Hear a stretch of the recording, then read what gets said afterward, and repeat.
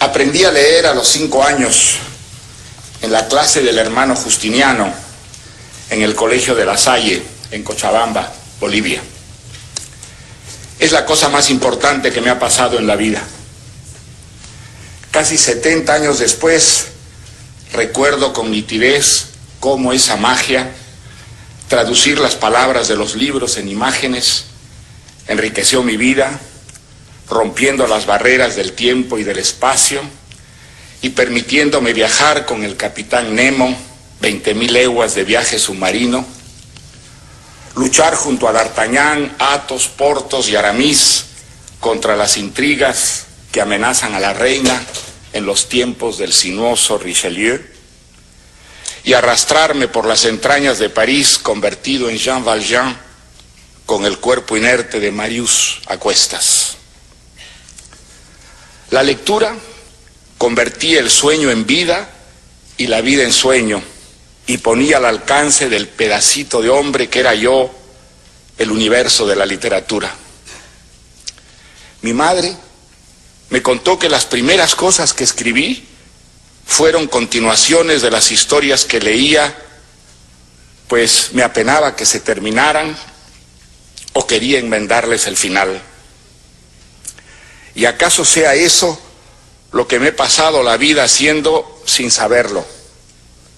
Prolongando en el tiempo, mientras crecía, maduraba y envejecía, las historias que llenaron mi infancia de exaltación y de aventuras.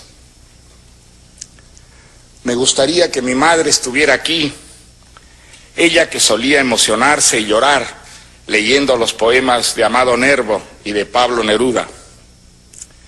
Y también el abuelo Pedro, de gran nariz y calva reluciente, que celebraba mis versos. Y el tío Lucho, que tanto me animó a volcarme en cuerpo y alma a escribir, aunque la literatura en aquel tiempo y lugar alimentara tan mal a sus cultores. Toda la vida he tenido a mi lado gentes así, que me querían y alentaban y me contagiaban su fe cuando dudaba. Gracias a ellos, y sin duda también a mi terquedad y algo de suerte, he podido dedicar buena parte de mi tiempo a esta pasión, vicio y maravilla que es escribir, crear una vida paralela donde refugiarnos contra la adversidad que vuelve natural lo extraordinario y extraordinario lo natural, disipa el caos, embellece lo feo, eterniza el instante y torna la muerte un espectáculo pasajero. No era fácil escribir historias.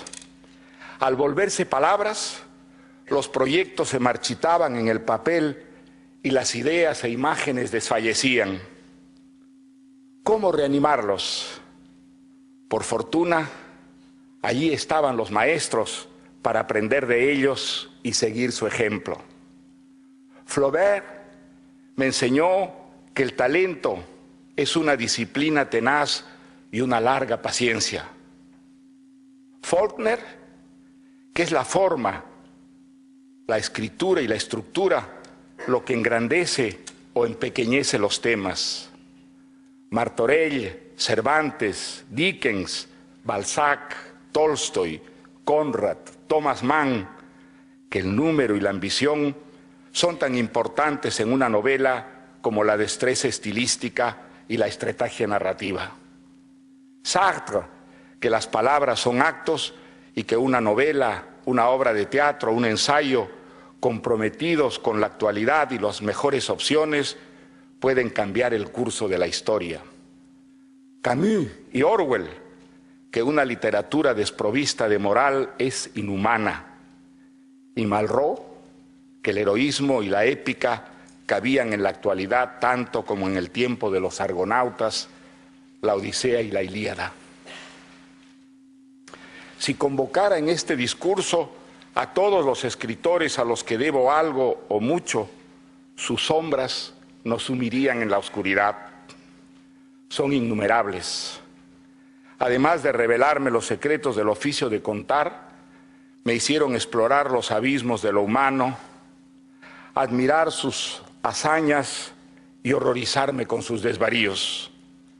Fueron los amigos más serviciales, los animadores de mi vocación, en cuyos libros descubrí que aún en las peores circunstancias hay esperanza y que vale la pena vivir, aunque fuera solo porque sin la vida no podríamos leer ni fantasear historias.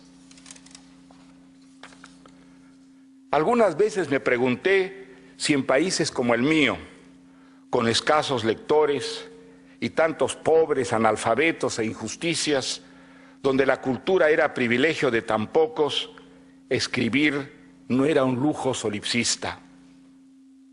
Pero estas dudas nunca asfixiaron mi vocación y seguí siempre escribiendo, incluso en aquellos periodos en que los trabajos alimenticios absorbían casi todo mi tiempo. Creo que hice lo justo, pues si para que la literatura florezca en una sociedad fuera requisito alcanzar primero la alta cultura, la libertad, la prosperidad y la justicia, ella no hubiera existido nunca. Por el contrario, gracias a la literatura, a las conciencias que formó, a los deseos y anhelos que inspiró, al desencanto de lo real con que volvemos del viaje a una bella fantasía, la civilización es ahora menos cruel que cuando los contadores de cuentos comenzaron a humanizar la vida con sus fábulas. Seríamos peores de lo que somos sin los buenos libros que leímos, más conformistas, menos inquietos e insumisos, y el espíritu crítico, motor del progreso, ni siquiera existiría. Igual que escribir, leer es protestar contra las insuficiencias de la vida.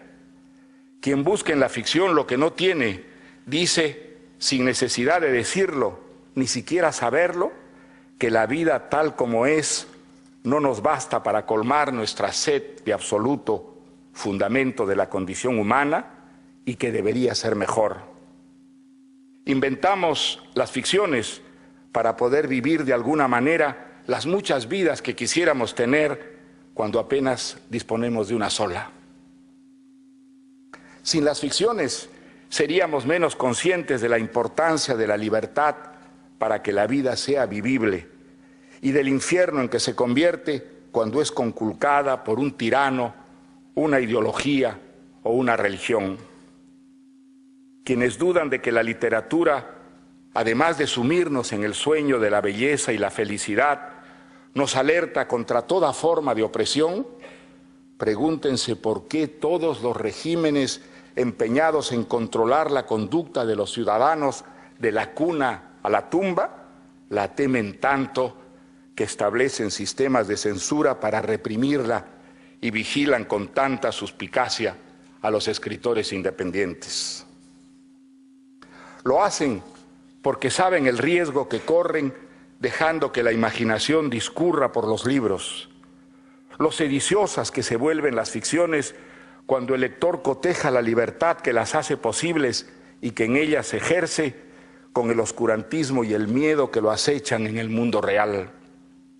Lo quieran o no, lo sepan o no, los fabuladores al inventar historias propagan la insatisfacción, mostrando que el mundo está mal hecho, que la vida de la fantasía es más rica que la de la rutina cotidiana. Esa comprobación, si echa raíces en la sensibilidad y la conciencia, vuelve a los ciudadanos más difíciles de manipular, de aceptar las mentiras de quienes quisieran hacerles creer que entre barrotes, inquisidores y carceleros viven más seguros y mejor.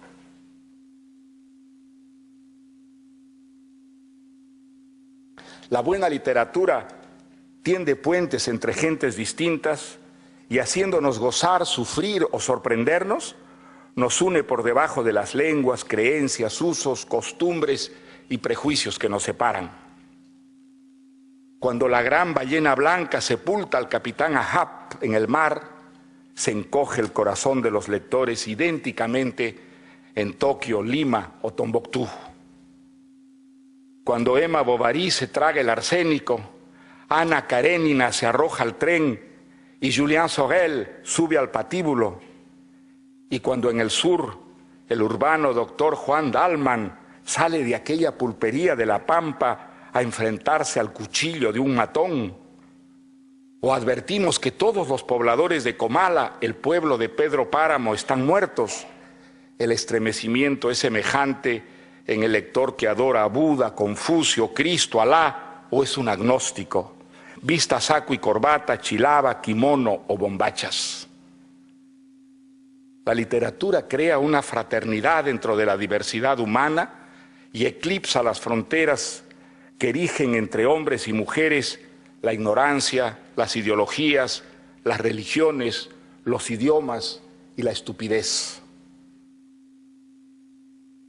Como todas las épocas han tenido sus espantos, la nuestra es la de los fanáticos, la de los terroristas suicidas, antigua especie convencida de que matando se gana el paraíso, que la sangre de los inocentes lava las afrentas colectivas, corrige las injusticias o impone la verdad sobre las falsas creencias. Innumerables víctimas son inmoladas cada día en diversos lugares del mundo por quienes se sienten poseedores de verdades absolutas. Creíamos que con el desplome de los imperios totalitarios, la convivencia, la paz, el pluralismo, los derechos humanos se impondrían y el mundo dejaría atrás los holocaustos, genocidios, invasiones y guerras de exterminio. Nada de eso ha ocurrido. Nuevas formas de barbarie proliferan atizadas por el fanatismo y con la multiplicación de armas de destrucción masiva no se puede excluir que cualquier grupúsculo de enloquecidos redentores provoque un día un cataclismo nuclear. Hay que salirles al paso, enfrentarlos y derrotarlos. No son muchos, aunque el estruendo de sus crímenes retumbe por todo el planeta y nos abrumen de horror las pesadillas que provocan. No debemos dejarnos intimidar por quienes quisieran arrebatarnos la libertad que hemos ido conquistando en la larga hazaña de la civilización. Defendamos la democracia liberal, que con todas sus limitaciones sigue significando el pluralismo político, la convivencia, la tolerancia, los derechos humanos, el respeto a la crítica, la legalidad, las elecciones libres, la alternancia en el poder, todo aquello que nos ha ido sacando de la vida feral y acercándonos, aunque nunca llegaremos a alcanzarla, a la hermosa y perfecta vida que finge la literatura, aquella que solo inventándola, escribiéndola y leyéndola podemos merecer. Enfrentándonos a los fanáticos homicidas, defendemos nuestro derecho a soñar y a hacer nuestros sueños realidad.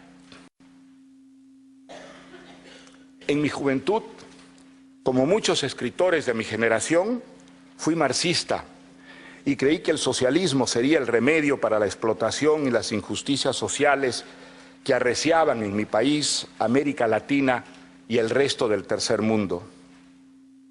Mi decepción del estatismo y el colectivismo y mi tránsito hacia la democracia, hacia el demócrata y el liberal que soy, que trato de ser, fue largo, difícil y se llevó a cabo despacio y a raíz de episodios como la conversión de la Revolución Cubana, que me había entusiasmado al principio, al modelo autoritario y vertical de la Unión Soviética, el testimonio de los disidentes que conseguí escurrirse entre las alambradas del Gulag, la invasión de Checoslovaquia por los países del Pacto de Varsovia y gracias a pensadores como Raymond Aron, Juan-François Revel, a Isaiah Berlin y Karl Popper, a quienes debo mi revalorización de la cultura democrática y de las sociedades abiertas. Esos maestros fueron un ejemplo de lucidez y gallardía cuando la inteligencia de Occidente parecía, por frivolidad u oportunismo, haber sucumbido al hechizo del socialismo soviético, o peor todavía, al aquelarre sanguinario de la Revolución Cultural China.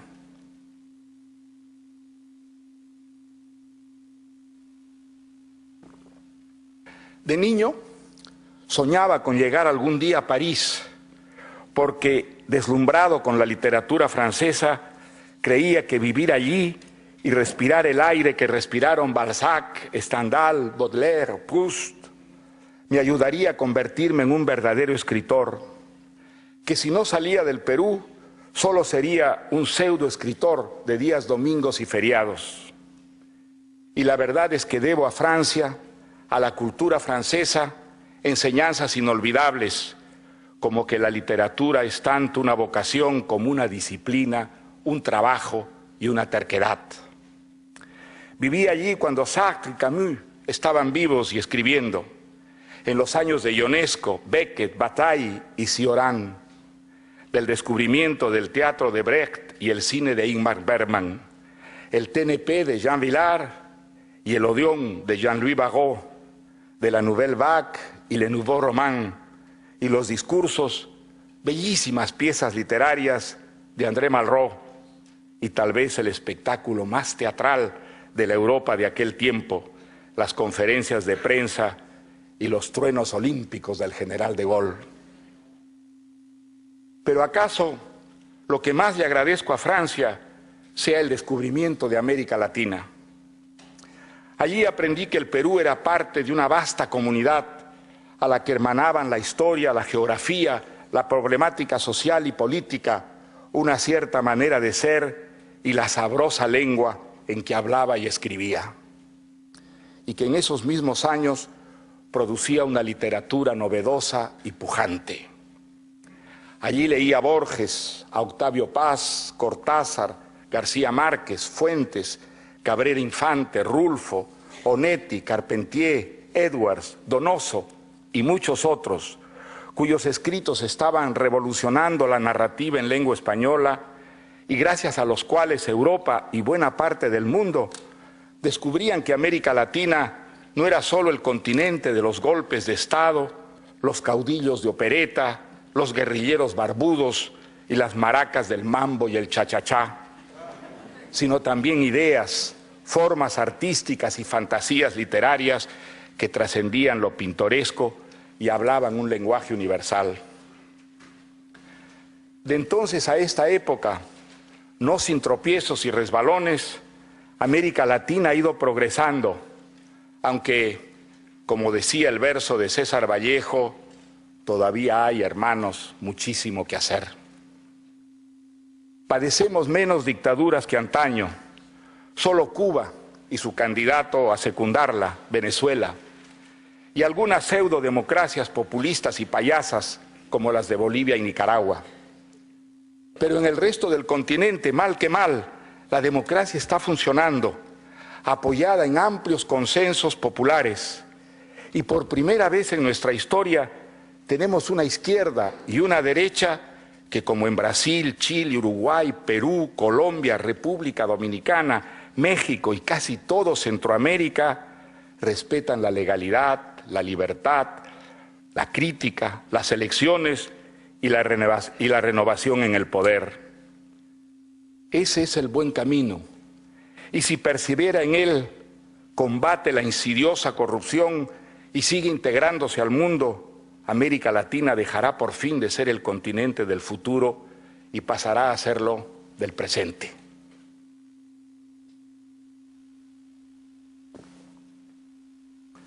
Nunca me he sentido un extranjero en Europa, ni en verdad en ninguna parte. En todos los lugares donde he vivido, en París, en Londres, en Barcelona, en Madrid, en Berlín, en Washington, Nueva York, Brasil o la República Dominicana, me sentí en mi casa. Siempre he hallado una querencia donde podía vivir en paz y trabajando, aprender cosas, alentar ilusiones, encontrar amigos, buenas lecturas y temas para escribir. No me parece que haberme convertido, sin proponérmelo, en un ciudadano del mundo haya debilitado eso que llaman las raíces, mis vínculos con mi propio país, lo que tampoco tendría mucha importancia. Porque si así fuera, las experiencias peruanas no seguirían alimentándome como escritor y no asomarían siempre en mis historias, aun cuando éstas parezcan ocurrir muy lejos del Perú. Creo que vivir tanto tiempo fuera del país donde nací ha fortalecido más bien aquellos vínculos, añadiéndoles una perspectiva más lúcida y la nostalgia, que sabe diferenciar lo adjetivo y lo sustancial y mantiene reverberando los recuerdos. El amor al país en que uno nació no puede ser obligatorio, sino, al igual que cualquier amor, un movimiento espontáneo del corazón, como el que une a los amantes, a padres e hijos, a los amigos entre sí. Al Perú yo lo llevo en las entrañas, porque en él nací, crecí, me formé y viví aquellas experiencias de niñez y juventud que modelaron mi personalidad, fraguaron mi vocación, y porque allí amé, odié, sufrí y soñé. Lo que en él ocurre me afecta más, me conmueve y exaspera más que lo que sucede en otras partes. No lo he buscado ni me lo he impuesto, simplemente es así. Algunos compatriotas me acusaron de traidor y estuve a punto de perder la ciudadanía cuando durante la última dictadura pedí a los gobiernos democráticos del mundo que penalizaran al régimen con sanciones diplomáticas y económicas, como lo he hecho siempre con todas las dictaduras de cualquier índole, la de Pinochet, la de Fidel Castro, la de los talibanes de Afganistán, la de los imanes de Irán, la del apartheid de África del Sur, la de los sátrapas uniformados de Birmania, hoy Myanmar. Y lo volvería a hacer mañana, el destino no lo quiera y los peruanos no lo permitan, si el Perú fuera víctima una vez más de un golpe de Estado que aniquilara nuestra frágil democracia. Aquella no fue la acción precipitada y pasional de un resentido, como escribieron algunos polígrafos acostumbrados a juzgar a los demás desde su propia pequeñez. Fue un acto coherente con mi convicción de que una dictadura representa el mal absoluto para un país, una fuente de brutalidad y corrupción y de heridas profundas que tardan mucho en cerrar, envenenan su futuro y crean hábitos y prácticas malsanas que proliferan a lo largo de las generaciones, demorando la reconstrucción democrática. Por eso, las dictaduras deben ser combatidas sin contemplaciones por todos los medios a nuestro alcance, incluidas las sanciones económicas. Es lamentable que los gobiernos democráticos, en vez de dar el ejemplo, solidarizándose con quienes, como las damas de blanco en Cuba, los resistentes venezolanos, o Aung San Suu Kyi y Liu Xiaobo, que se enfrentan con temeridad a las dictaduras que sufren, se muestren a menudo complacientes, no con ellos, sino con sus verdugos. Aquellos valientes, luchando por su libertad, también luchan por la nuestra. Un compatriota mío, José María Arguedas, llamó al Perú el país de todas las sangres.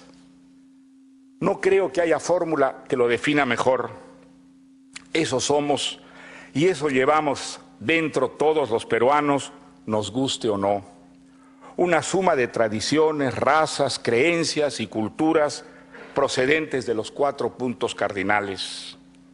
A mí me enorgullece sentirme heredero de las culturas prehispánicas que fabricaron los tejidos y mantos de plumas de Nazca y Paracas y los ceramios mochicas o incas que se exhiben en los mejores museos del mundo. De los constructores de Machu Picchu, el Gran Chimú, Chan Chan, Cuela, Psipán, las huacas de la Bruja y del Sol y de la Luna, y de los españoles, que con sus alforjas, espadas y caballos trajeron al Perú, a Grecia, Roma, la tradición judeo-cristiana, el Renacimiento, Cervantes, Quevedo y Góngora, y a la lengua recia de Castilla que los Andes dulcificaron. Y de que con España llegara también el África, con su resiedumbre, su música y su efervescente imaginación a enriquecer la heterogeneidad peruana.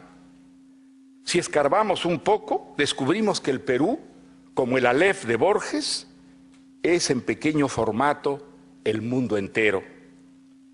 Qué extraordinario privilegio el de un país que no tiene una identidad porque las tiene todas. La conquista de América fue cruel y violenta como todas las conquistas, desde luego, y debemos criticarla, pero sin olvidar al hacerlo que quienes cometieron aquellos despojos y crímenes fueron en gran número nuestros bisabuelos y tatarabuelos, los españoles que fueron a América y allí se acriollaron, no los que se quedaron en su tierra. Aquellas críticas, para ser justas, deben ser una autocrítica, porque al independizarnos de España hace 200 años, quienes asumieron el poder en las antiguas colonias, en vez de redimir al indio y hacerle justicia por los antiguos agravios, siguieron explotándolo con tanta codicia y ferocidad como los conquistadores, y en algunos países diezmándolo y exterminándolo. Digámoslo con toda claridad, desde hace 2 siglos la emancipación de los indígenas es una responsabilidad exclusivamente nuestra y la hemos incumplido. Ella sigue siendo una asignatura pendiente en toda América Latina. No hay una sola excepción a este oprobio y vergüenza.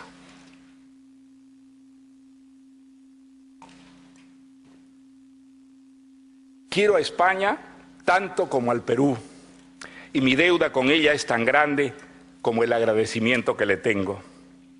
Si no hubiera sido por España, jamás hubiera llegado a esta tribuna, ni a ser un escritor conocido, y tal vez, como tantos colegas desafortunados, andaría en el limbo de los escribidores sin suerte, sin editores, ni premios, ni lectores, cuyo talento acaso, triste consuelo, descubriría algún día la posteridad. En España se publicaron todos mis libros, recibí reconocimientos exagerados, amigos como Carlos Barral y Carmen Balcells y tantos otros se desvivieron porque mis historias tuvieran lectores. Y España me concedió una segunda nacionalidad cuando podía perder la mía. Jamás he sentido la menor incompatibilidad entre ser peruano y tener un pasaporte español, porque siempre he sentido que España y el Perú son el anverso y el reverso de una misma cosa, y no solo en mi pequeña persona, también en realidades esenciales como la historia, la lengua y la cultura. De todos los años que he vivido en suelo español, recuerdo con fulgor los 5 que pasé en la querida Barcelona a comienzos de los años 70. La dictadura de Franco estaba todavía en pie y aún fusilaba, pero era ya un fósil en hilachas y sobre todo en el campo de la cultura incapaz de mantener los controles de antaño. Se abrían rendijas y resquicios que la censura no alcanzaba a parchar y por ellas la sociedad española absorbía nuevas ideas, libros, corrientes de pensamiento y valores y formas artísticas hasta entonces prohibidas por subversivos. Ninguna ciudad aprovechó tanto y mejor que Barcelona este comienzo de apertura, ni vivió una efervescencia semejante en todos los campos de las ideas y la creación.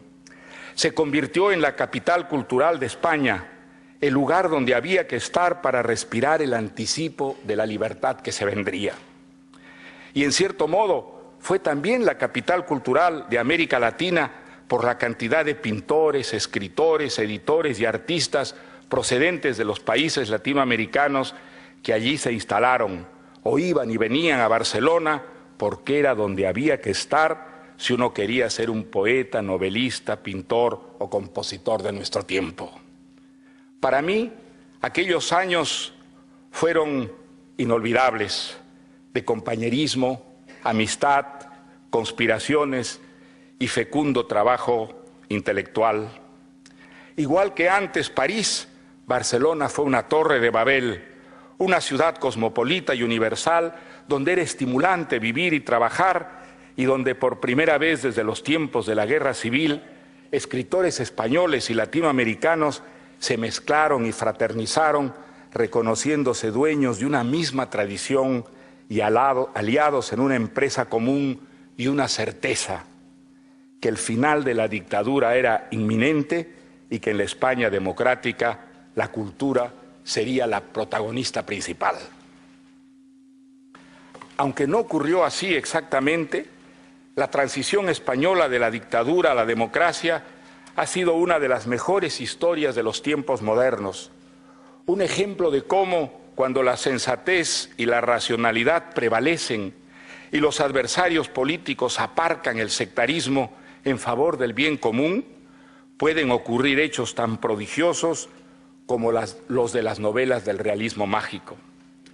La transición española del autoritarismo a la libertad, del subdesarrollo a la prosperidad, de una sociedad de contrastes económicos y desigualdades tercermundistas a un país de clases medias, su integración a Europa y su adopción en pocos años de una cultura democrática ha admirado al mundo entero y disparado la modernización de España. Ha sido para mí una experiencia emocionante y aleccionadora vivirla de muy cerca y a ratos desde adentro. Ojalá que los nacionalismos, plaga incurable del mundo moderno y también de España, no estropeen esta historia feliz.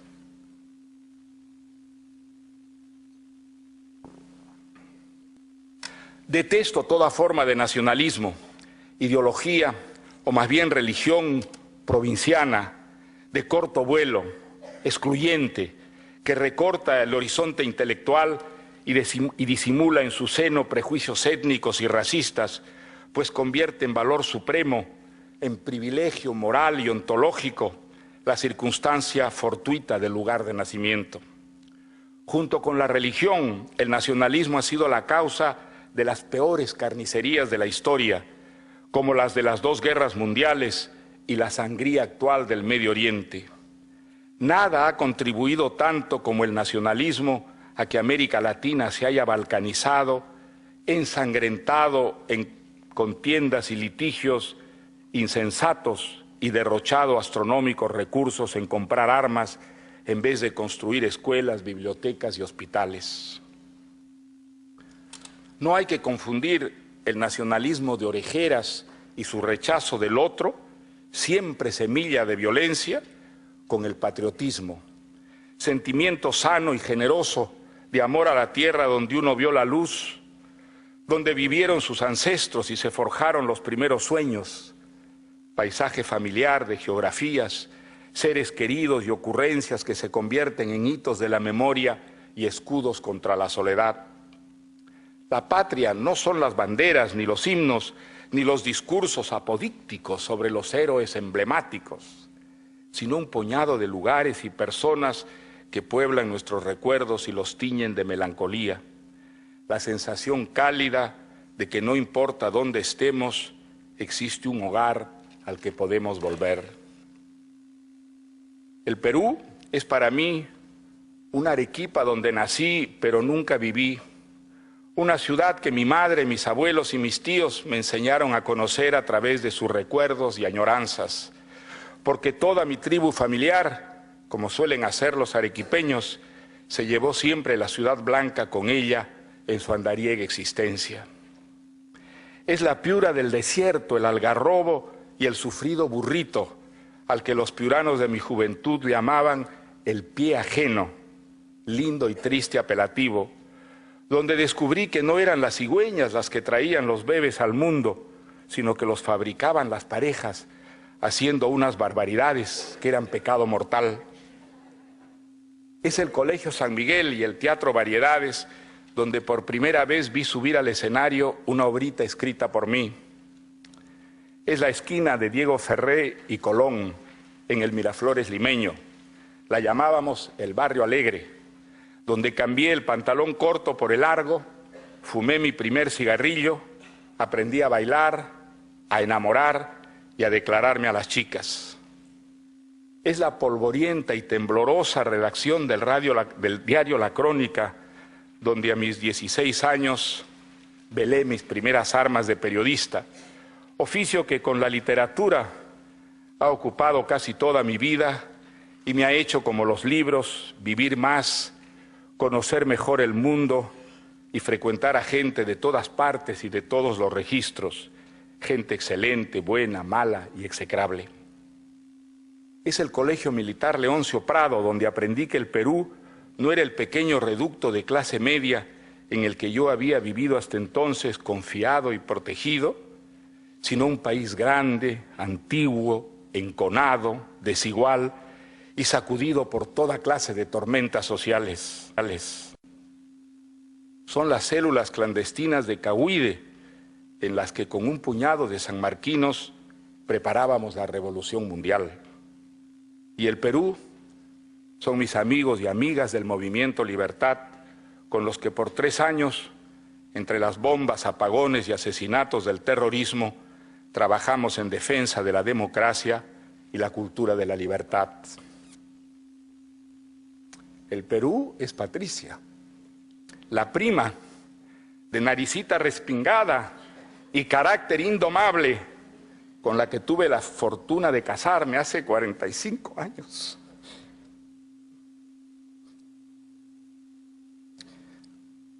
Y que todavía soporta las manías, neurosis y rabietas que me ayudan a escribir. Sin ella, mi vida se hubiera disuelto hace tiempo en un torbellino caótico y no hubieran nacido Álvaro, Gonzalo, Morgana, ni los 6 nietos que nos prolongan y alegran la existencia.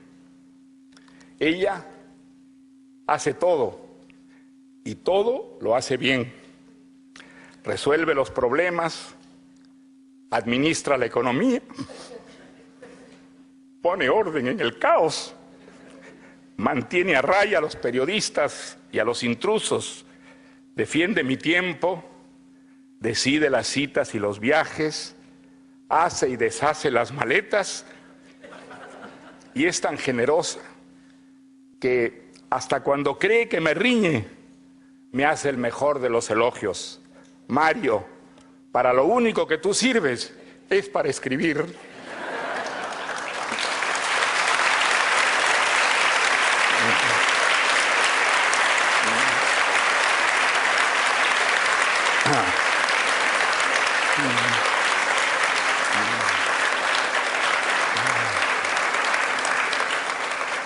Volvamos a la literatura.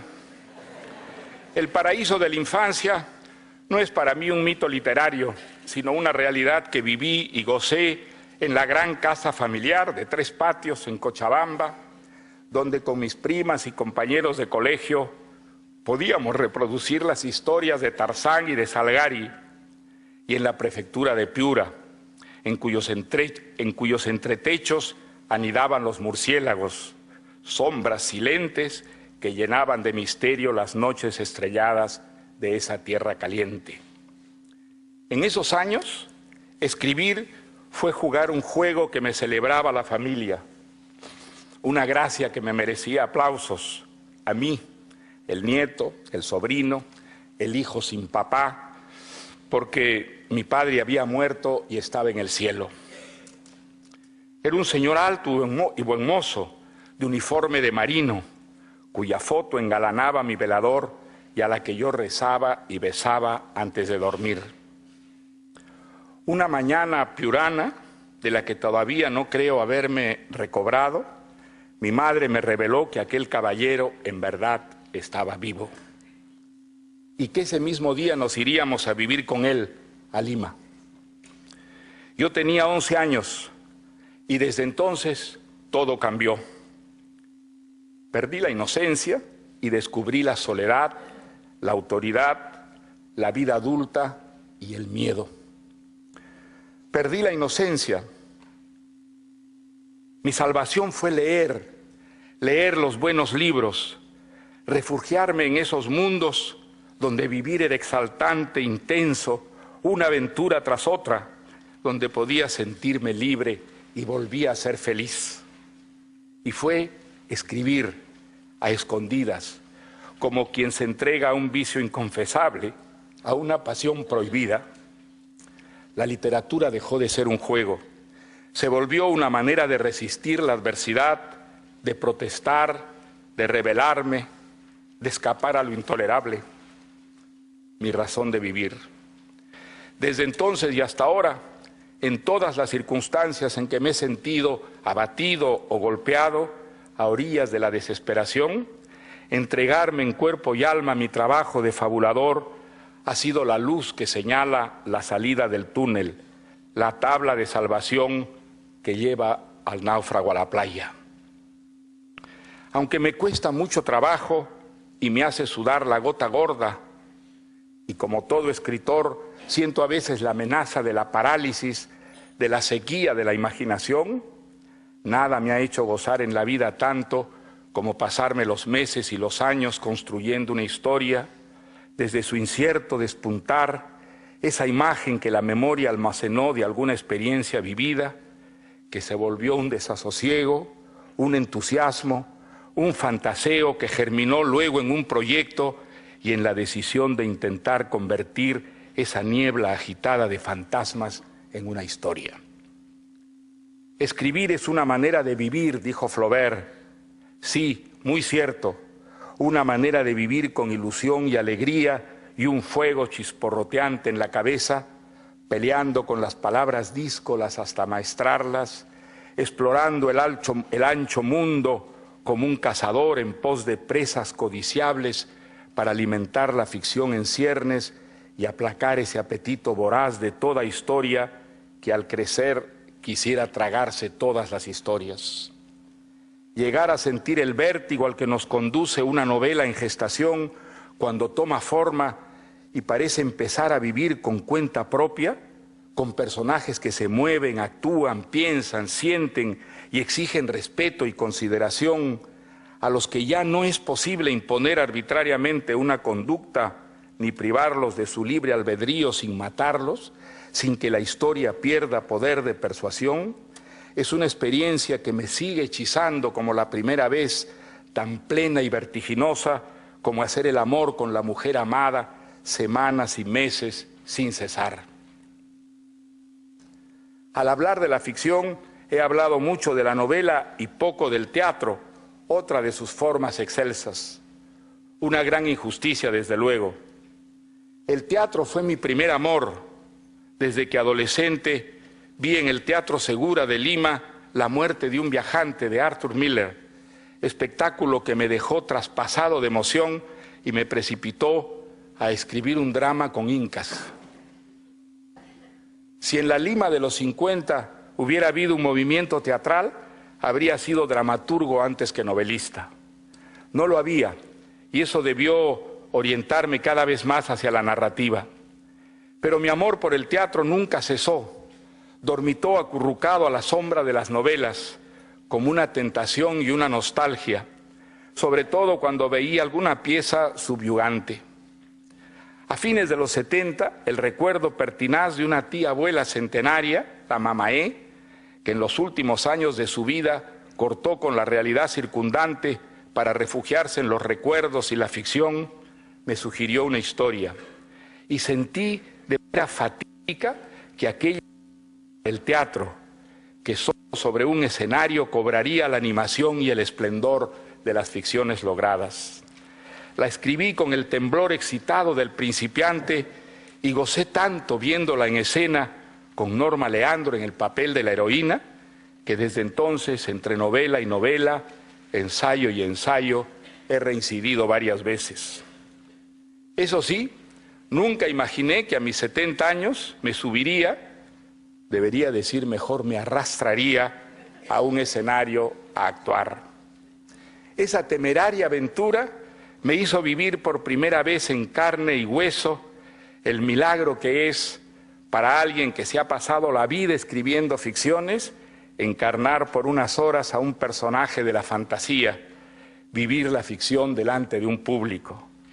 Nunca podré agradecer bastante a mis queridos amigos, el director Joan Ollé y la actriz Aitana Sánchez Gijón, haberme animado a compartir con ellos esa fantástica experiencia, pese al pánico que la acompañó.